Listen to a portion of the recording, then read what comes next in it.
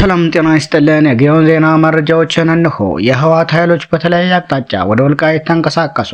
ታጣቂ ቡድኑ ወደ ወልቃይት ግባ የሚል ትዕዛዝ ተሰጥቶታል። የህወሓት ወታደሮች ወደ ወልቃይት አቅጣጫ መንቀሳቀሳቸው ተነግሯል። እንደ ምንጮች ገለጻ ኃይሉ በዋልድባ አቅጣጫ በሽራሮና በሱዳን አቅጣጫ መሆኑም ታውቋል። ከዚህ በተጨማሪም ባለፈው ሳምንት በጠለምት በነበረው ውጊያ የተሳተፉ የአርሚ 35 ወታደሮች ሽሬ ከተማ እንዲቆዩ መደረጉም ታውቋል። ዘ ኢኮኖሚስት ዛሬ ባወጣው ትንታኔ መከላከያ ሰራዊቱ ወደ ትግራይ አዋሳኝ አካባቢዎች ከፍተኛ ቁጥር ያለው ኃይልና ጦር መሳሪያ ማስጠጋቱንም ምንጮች ጠቅሶ ዘግቧል። ዘገባው ከሰሞኑ የህወሓት ኃይሎች ተከዜ ወንዝን ተሻግረው ጥቃት መክፈታቸውና ወልቃይት ጠለምትን ለመቆጣጠር መሞከራቸውን ፌዴራል መንግስቱ ለዋና ጥቃት እንደ ቅድመ ዝግጅት እንደወሰደው አትቷል። ይህም በህወሓት በኩል የሱዳን ኮሪደር ለመቆጣጠር አሁንም ፍላጎት መኖሩን ያሳያል ያለው ጋዜጣው ሁኔታውን ተከትሎ የመከላከያ ሰራዊቱ ሰፊ ቁጥር ያለው ወታደርና የጦር መሳሪያ ወደ ትግራይ ድንበሮች እያንቀሳቀሰ መሆኑም ታውቋል። ሌላው በምስራቅ አማራ በምዕራብ ወሎ ወረዳዎችና በሸዋ አገዛዙ ኔትወርክ ዘግቶ ልዩ ኦፕሬሽን ያለውን እያካሄደ ይገኛል። በምዕራብ ወሎና በሸዋ መገናኛ ኮሪደሮች ባሉ ቀጠናዎች በተከታታይ 10 ቀናት ያስቆጠረ ከፍተኛ ትንቅንቅ እየተደረገም ይገኛል። በዚህ ትንቅንቅ ከ50 በላይ ንጹሃን በድሮንና በከባድ መሳሪያም ተጨፍጭፈዋል። ወግዲ ወረዳ ላይ በአይነቱ ልዩ የሆነ ከፍተኛ ወደ ውጊያ ዛሬም ድረስ እየተካሄደ ይገኛል። በዚህ ቀጠና በርካታ ሰላማዊ ንጹሃን አማራዎችም ተገድለዋል። በተመሳሳይ ሸዋ ደራ ላይ በርካታ ንጹሃን የተጨፈጨፉና የታገቱ ሲሆን ጀነራል ተፈራ ማሞና ኢንጂነር ደሳሌ ሲያስብ ሸዋ ላይ ያነጣጠረ ከፍተኛ ኃይል ጥቃት የከፈተ ሲሆን ለተከታታይ ቀናት በከባድ መሳሪያና በድሮን የታገዘ ውጊያ እየተካሄደም ይገኛል።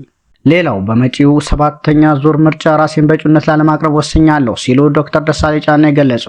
በ7ኛው ዙር ምርጫ ተሳትፎን አስመልክቶ ለተከበራቸው የባህር ዳር ከተማ ነዋሪዎችና ለመላው የአማራ ሕዝብና ኢትዮጵያውያን ወገኖች በሙሉ ባለፉት ዓመታት በሕዝብ ተወካዮች ምክር ቤት ውስጥ በኩሩ የባህር ዳር ከተማ ሕዝብ ተመርጬ እናንተን ወክዬ ለሕዝባችን ሐቀኛ ድምጽ በመሆን ለማገልገል በመቻሌ ታላቅ ክብርና ኩራት ይሰማኛል ያሉት ዶክተሩ በዚህ ጉዞ ላሳያችሁኝ ያልተቆጠበ ድጋፍን ፍቅርና አክብሮት ጽኑ እምነት ከልብ የመነጨ ምስጋናን አቀርባለሁ።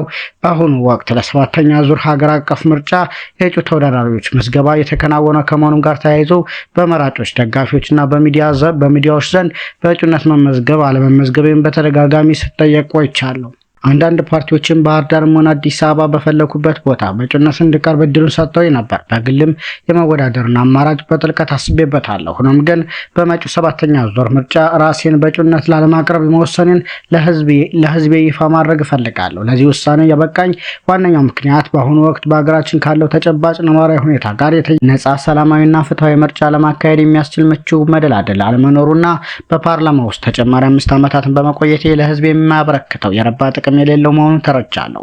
ስለዚህ የ6ኛው ዙር ፓርላማ እስኪጠናቀቅ ድረስ ባሉ ጥቂት ወራቶች ውስጥ የኢትዮጵያ ህዝብ እንደራሴነት ስራዬን ቀጥዬ ሰኔ መጨረሻ ላይ የዚህን ዙር አገልግሎት ዘመኔን የማጠናቀቅ ሲሆን ወደፊት ሀገሬና ህዝቤን እንዴት ለማገልገል እንደምፈልግ የማሳውቅ ይሆናል። እስካሁኑ ሰዓት ድረስ በጽናት አብራችሁ የቆማችሁ ቤተሰቦችና ጓደኞቼ፣ ውድ የባህር ዳር ከተማ ነዋሪዎች፣ ለአማራ ህዝብና ለመላው የኢትዮጵያውያን ወገኖቼ ምስጋና የላቅ ያለ ነው። ሰካችሁ ህዝባችንና ሀገራችንን ይጠብቅልን ሲል ዶክተር ደሳሌ ጫኔ ዳኛው የህዝብ ተወካዮች ምክር ቤት አባሉ ገልጿል። አብይ የኤርትራ ሰራዊት ድርጊት እንዳሳሰባቸው ለመግለጽ የወቅቱን የብሔራዊ ደህንነት አማካሪያቸውን ገዱን ወደ አስመራ ልከው እንደነበር መናገራቸውም ይታወሳል።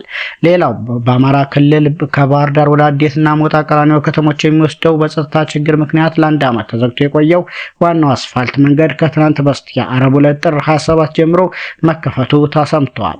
መንግስት ይህንኑ መንገድ የዘጋው በአካባቢው ታጥቀው የሚንቀሳቀሱ አካላት ከፍተኛ እንቅስቃሴ እንደሚያደርጉበት ስለተረዳ እንደነበር የጠቀሱት ምንጮች በአሁኑ ወቅት በአካባቢው አንጻራዊ ሰላም በመስፈኑ መንገዱ ሊከፈት እንደቻለ ዋዜማ ባገኘችው ምንጮች ገልጻለች። መንገዱ በተዘጋባቸው ወራቶች መንገደኞች ከአዲስ አበባ ወደ ባህር ዳርና ከባህር ዳር ወደ አዲስ አበባ ለመጓዝ የሚጠቀሙት መንገድ በፍኖተ ሰላም በኩል ያለው መንገድ ብቻ ነበር።